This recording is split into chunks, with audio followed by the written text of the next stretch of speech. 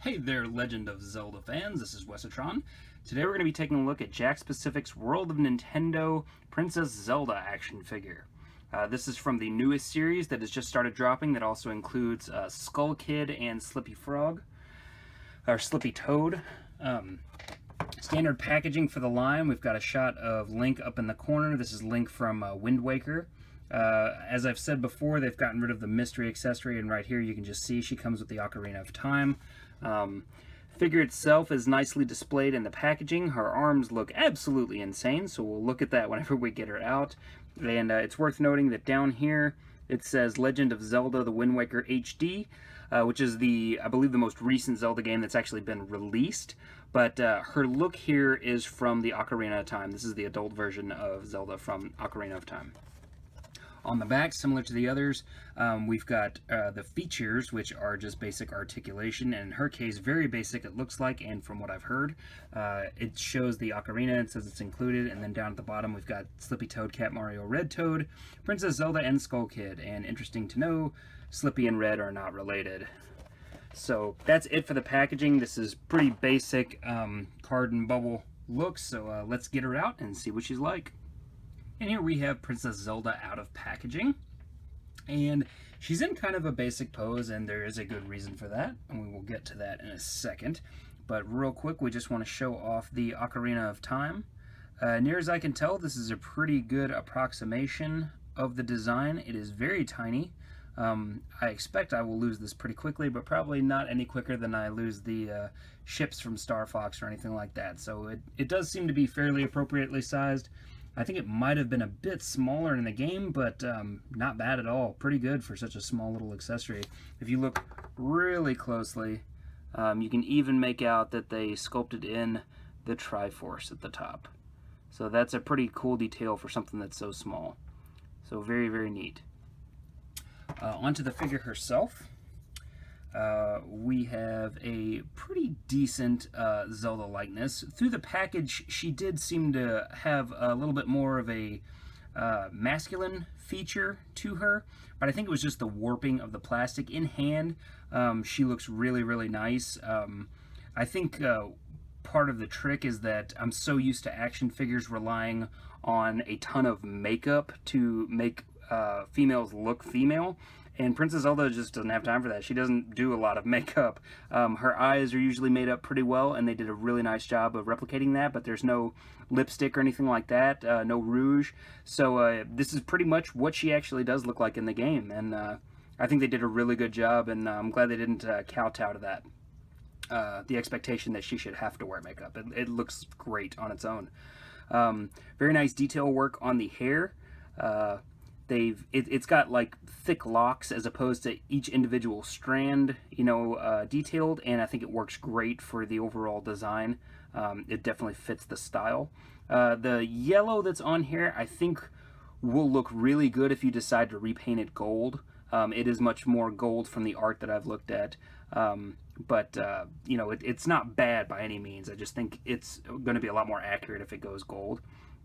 Nice folds and everything in the dress. Little bits of armor detail here and there. Very, very nicely done. They did paint the two buttons on her sort of Mandarin style collar, or like a priest collar. Good job there. The print that's on her skirt is amazing, and I guess this is just part of the jewelry, not necessarily the skirt itself, but they did a really, really clean transfer on that. It looks really good. I mean, it's the first thing that you'll notice when looking at this figure. It just really jumps out at you. Overall, fairly clean lines on the paint. There's a little bit of slop here and there, but not too bad.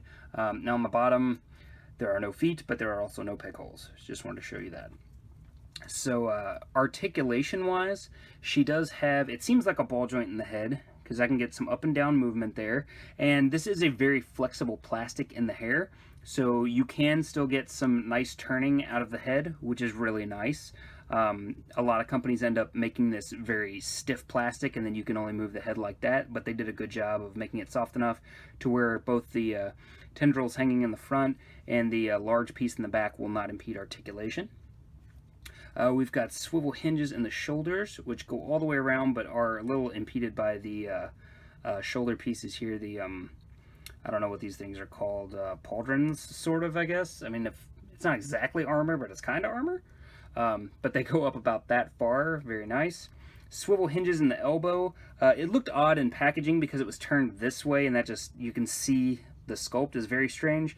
If you turn it front ways, you can't really notice it, and it does offer a lot of articulation. She can get way better than a 90-degree angle, which is good because she's not really articulated from the waist down. So it's good that they made her so articulated at the top, because she also has swivel hinge wrists, which is very nice. So she can get all kinds of cool poses from the top, and I have no idea why she's not articulated in the bottom. The last joint she does feature is a swivel in the waist. I'm guessing that it would have cost a lot of money to make this all really flexible plastic and then give her legs down here that she probably wouldn't have been able to use very well anyway. So it's kind of a safe call. It was probably a good call on Jakks' part. It just stinks because I would like to see a fully articulated Zelda figure, but I'm guessing if they do that, it's going to come from something like Figma as opposed to Nendoroid. They've got the kind of money that they can sink into something like that, whereas that's a bit more of a risk from Jakks' point of view, but it would have been very cool. There's a severe lack of female action figures out there, so having one extra that could actually move would have been great. So as it is, you can just basically stand her there, and she can do neat things with her arms and stuff. She can belt out an aria, or she can, you know, hand people things and stuff like that, but she's not going to do any kicks or kneel or anything like that. But like I said, the dress, it makes things complicated, so I understand why they did it. I just wish it could have been done better. So not a big deal. So yeah, because there's such a lack of articulation there, there's not really a whole lot to say about the figure. I got her for $9.99. And for your $9.99, you get a reasonably scaled figure in the 4-inch range. She looks really good with Skull Kid. He definitely looks like a kid next to her. They did a good job with that. In terms of size, she comes in at right at 4 1/4 inches. So since there's not really a link that goes with this one in particular, the other links we have are, let's see, Skyward Sword and Wind Waker. Doesn't really do any good to show you her with those figures. So yeah, but she does look good next to Skull Kid, and over here you can see she would probably fit in reasonably well with a Smash Brothers design, or with a Smash Brothers display. So yeah, it's not a bad figure. It just could have been better. That's all I'll say. For $9.99, she does feel a bit expensive, but this is, I'm thinking, going to be the rarest of the figures, because when was the last time you got a Zelda figure? From like Toy Biz in '95 or something. So it was a safe bet to go ahead and pick her up at $9.99. I have only seen her once. I've seen Skull Kid several times and the other figures several times, so I'm assuming she's going to be the hardest to find. So yeah, if you can find her for, you know, $10 or even up to maybe the $12 or $13 range, personally, I would go ahead and snap her up before she disappears. It doesn't seem like Jakks Pacific is in the business of re-releasing old figures, so this may be your only opportunity to get her. But it would be nice if, because she sells well, we get another version of her down the road. As she is, decent figure. Would have been much better in the $7.99 range, but, you know, $10 isn't bad. That's about the going rate for a 4-inch figure these days. So, yeah, that's it for this figure. I'm sorry there's not a whole lot much more to say. If you do decide to do a gold paint job and then a nice little wash, I think you would bring out a lot of the details on this figure. She does have details, they're just not really painted. This is more of a budget line, very similar to Skull Kid, where we talked about there are good details in the sculpt, it's just not painted because it's not, you know, a hyper detailed line.